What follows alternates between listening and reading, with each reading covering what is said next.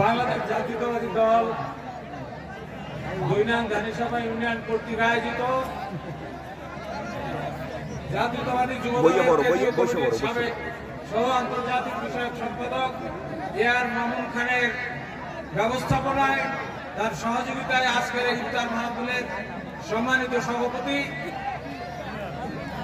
আমাদের দৈনাং ধানিসভা ইউনিয়নের এখনকার মধ্যে সবচেয়ে মুরব্বী বিরাট ব্যাপার সহ আমাদের আজকের এই ইফতার মাহফিলে উপস্থিত রয়েছেন ভট্টারিয়া জাতীয়তাবাদী দলের বিপ্লবী সদস্য সচিব জননেতা জনাব আবু বকর সিদ্দিকী বাদল, উপস্থিত রয়েছেন ব্যাকপুরের বারবার চেয়ারম্যান কৃষক দলের সম্মানিত সভাপতি ফেরদৌস আহমেদ রুম্মান সহ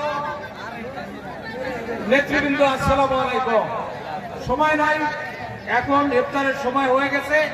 এখন আমাদের বক্তব্য বা কথাবার্তা আপনাদের ভালো না লাগারই কথা, তারপরও দু একটা কথা বলতে হয়। আজকে যেখানে বসে আমরা ইফতার করছি, গত বছর এই দিনে আমি এই সময় জেলখানায় বসে ইফতার করছিলাম, এই গত ফ্যাসিস্ট আওয়ামী লীগ সরকারের সময়। আজকে আমি খোলা মাঠে ইফতার করছি আপনাদের মাঝে। আপনাদেরকে এই অবস্থায় দেখে আজকে যে ইফতারে আপনারা উপস্থিত হয়েছে, আমার মনটা এবং মুখটা ভরে গেছে যে দৈনাং ধানিসভা বাংলাদেশ জাতীয়তাবাদী দলের এত সমর্থক এবং এত সমর্থন রয়েছে এবং আপনারা এসেছেন ইফতার করতে।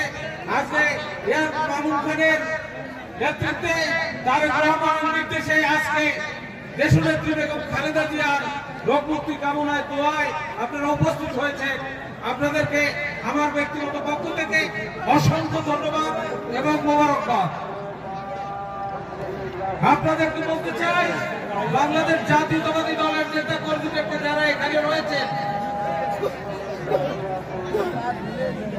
তাদেরকে বলতে চাই যে জাতীয়তাবাদী দলের একটু আগে বাদল বলেছে, আমাদের থানার সদস্য সচিব সেক্রেটারি উনি বলেছেন এখানে আপনারা কোনো ভেদাভেদ রাখবেন না।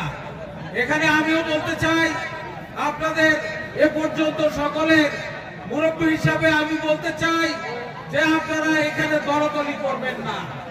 দল একটাই, শহীদ রাষ্ট্রপতি জিয়াউর রহমানের। দলের নেতৃত্ব দিচ্ছেন দেশনেত্রী বেগম খালেদা জিয়া, বর্তমান নেতৃত্ব দিচ্ছেন আমাদের তারেক রহমান।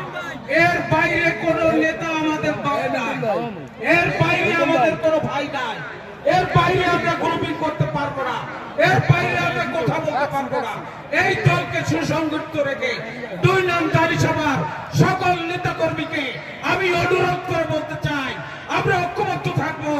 আমরা সকলে একসঙ্গে থেকে ধানের শীষে যাকে নমিনেশন দেবে দেশনেত্রী বেগম খালেদা জিয়া এবং তারেক রহমান, আমরা সকলে মিলে তার জন্য কাজ করব এবং তাকে আমরা সংসদ সদস্য বানাবো।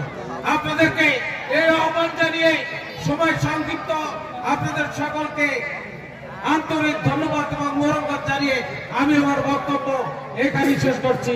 আল্লাহ হাফেজ। বাংলাদেশ জিন্দাবাদ, জাতীয়তাবাদী দল জিন্দাবাদ।